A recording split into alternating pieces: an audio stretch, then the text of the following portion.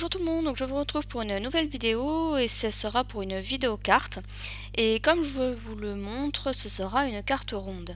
Alors dans un premier temps, j'ai pris un papier canson de couleur et je l'ai redimensionné donc de manière à ce que mon dies passe dessus et à ce que ça passe ensuite dans la Big Shot.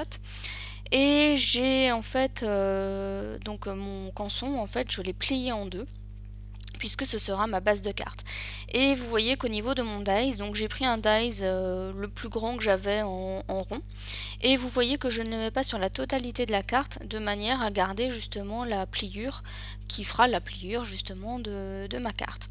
Donc je passe le tout dans la Big Shot, et voilà ce qu'on obtient, donc voilà une carte ronde. Alors pour le moment elle n'est pas ronde, on va dire à 100%, mais ça va s'arranger par la suite. Donc j'ai ensuite repris donc un papier donc qui provient d'un bloc de chez Action, vous savez les papiers où on peut utiliser la technique du résiste. En fait c'est en cherchant un papier, enfin un fond pour ma carte de la semaine dernière que je suis tombée sur celui-ci. Et je me suis dit qu'il y avait moyen de faire quelque chose justement du fait de la forme ronde. Et ça faisait quelque temps que j'ai cherché en fait une idée pour faire une carte ronde. Enfin, ça faisait longtemps que je voulais exploiter cette idée, mais j'avais pas forcément j'avais pas nécessairement d'idée en fait de comment la faire. Et en voyant ce papier, eh bien j'ai eu l'illumination. Donc j'ai pris ce papier, j'ai repris le même dies que j'ai utilisé pour la base de carte et j'ai découpé en fait le motif.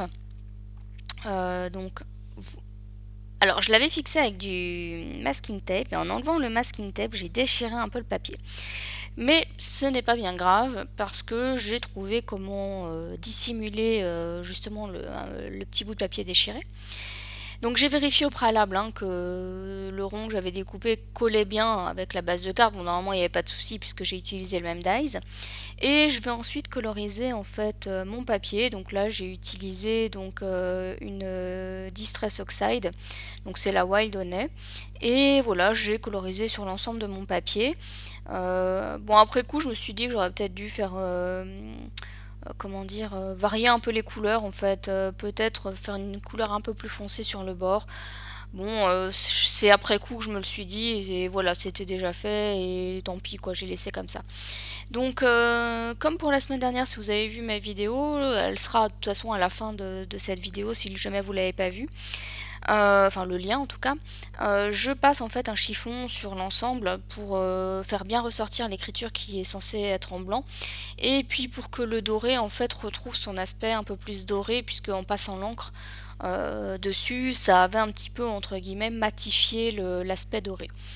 Donc une fois que c'est fait, je vais coller en fait mon devant de carte sur la base de carte et il y a un endroit où effectivement il ne doit pas y avoir de colle puisque ma base de carte n'est pas totalement ronde.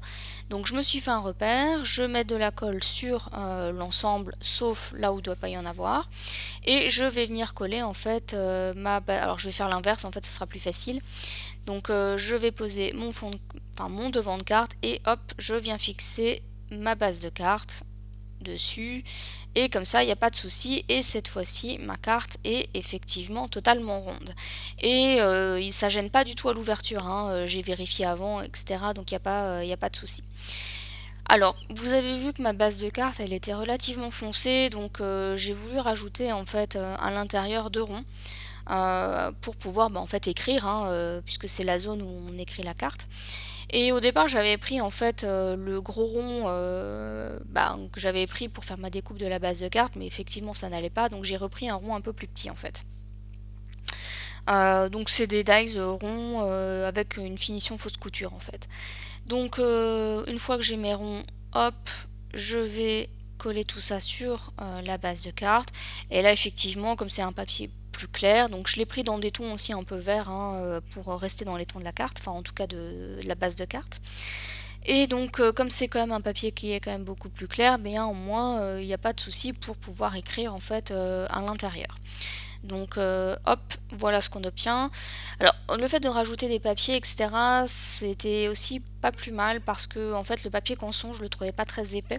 Et au final la carte elle manquait un peu de rigidité et le fait d'avoir ajouté déjà le devant de la carte, puis les deux papiers à l'intérieur, ça a eu tendance un petit peu à rigidifier la carte, ce qui était pas plus mal. Alors pour ensuite masquer en fait le papier qui était un petit peu déchiré, j'ai juste rajouté des fleurs. Donc c'est des fleurs en papier.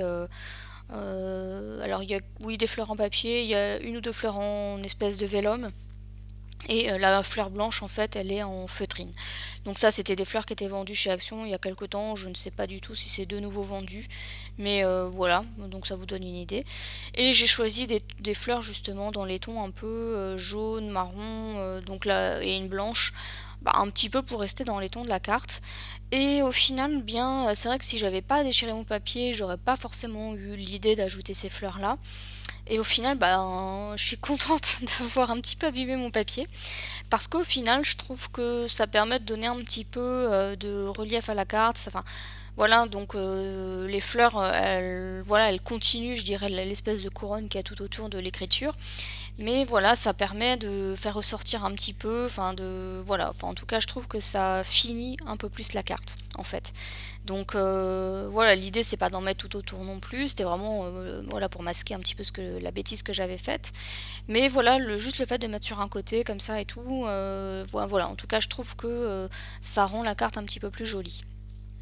Alors, malgré tout, voilà ce qu'on obtient. Je trouvais qu'il manquait un petit peu quelque chose. Alors, je n'ai plus de Rotring 02, sinon j'aurais refait l'écriture en fait, j'aurais passé les contours de l'écriture pour que ça ressorte un petit peu mieux.